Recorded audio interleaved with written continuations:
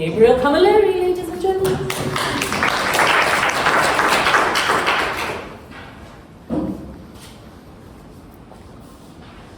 Think about the baby, taking its first steps, stumbling bleeds, striding, always staying determined.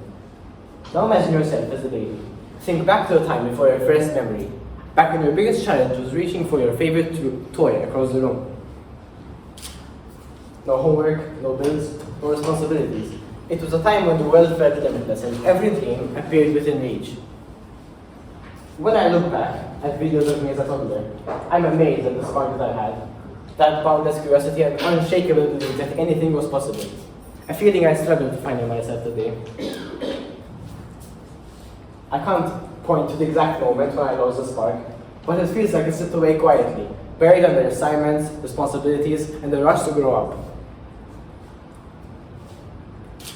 Somewhere along the line, in between the late night studying and early morning deadlines, life became less about the journey and more about the destination. We started measuring success by the grades, academic achievements, and the number of friends we had. Our parents and teachers, with the best of intentions, emphasized the importance of grades, numbers representing our understanding of subjects most of us never looked back on. I mean, when's the last time you were at the supermarket and you had to use the quadratic formula or to get the pyramids were built? We got to graduate after O-levels, A-levels, and hopefully, if I drink enough coffee, after university. Each level almost feels like a new challenge. Each level almost feels like a new challenge in a video game. But what level comes after university? The obvious answer is to find a job and maintain a career. But if I'm to be completely honest, I still don't know what I want my job to be. The burden of choosing a career feels too heavy to carry. What if I make the wrong choice? What if I end up unhappy with what I choose? According to Gallup's 2024 workplace report, only 21% of Europeans felt committed to their work. And I fear it's statistics like this that make decisions about the future so difficult for us students. A few months ago, I was at this job interview, and one of the questions they asked me was, what job do you see yourself doing in 5 years' time? I was stumped. I hadn't prepared for this exact question, so I ended up responding with something along the lines of, I'm not sure, I have to think about that. Needless to say, I never heard back from them after the interview. Compare this to the confidence with which children tell you what they want to be when they grow up. When a child is asked this question, they would never go, I'm not sure, or whatever pays the bills. A child will proudly tell you, I want to be a teacher. Speaking from experience, because yes, I was once a kid too, children have aspirations for the future, not anxiety. So where is this anxiety rooted, you may wonder? Some point to capitalism. Others argue it's a natural part of life. And others still say it's caused by the stress that is put on students and the societal expectations. I'm not here to debate which it is, nor do I have a solution for you. I think it's a mix of a lot of factors. But one factor we've definitely all heard about and also complained about is the educational system. It made us believe that all our experiences can be summed up on a simple report card. But life isn't really like that, is it? Life never hands you a report card, gives you a pat on the back, and says you did great.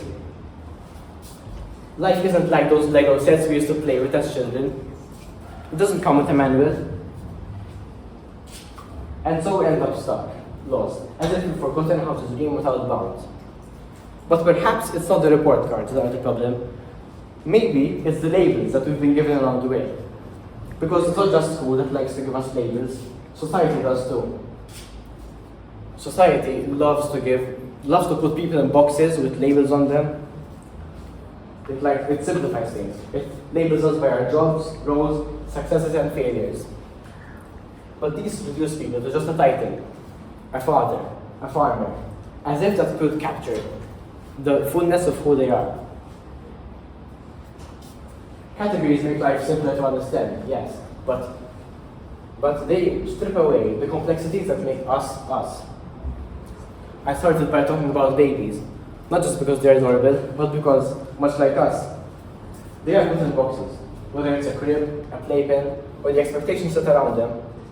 Those boundaries are there from the start. Whether and they never disappear. Those boundaries might turn into job titles, societal expectations, or even self-imposed expectations. They say our past predicts our future, but does it really? Are we simply the sum of our experiences, or could we still, even in adulthood, be unrealized potential, waiting to bloom? As I sat in the university canteen, writing all these points on my notes app, I realized that all the answers to all these questions depend on your perspective. They depend on a simple yet thought-provoking question. Will you accept the boxes that society puts you in and let them define you as a person? Or will you think outside the box and evolve beyond these bounds? The truth is, we are not static. We are ever changing.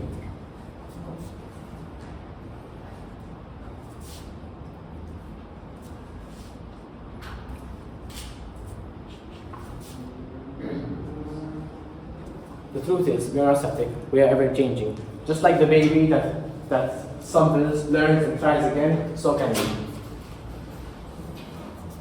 The world may love its labels, but we are not obliged to wear them. Let us not just live within these lines, for us, let us draw new ones. New lines that reignite a childhood spark. Thank you.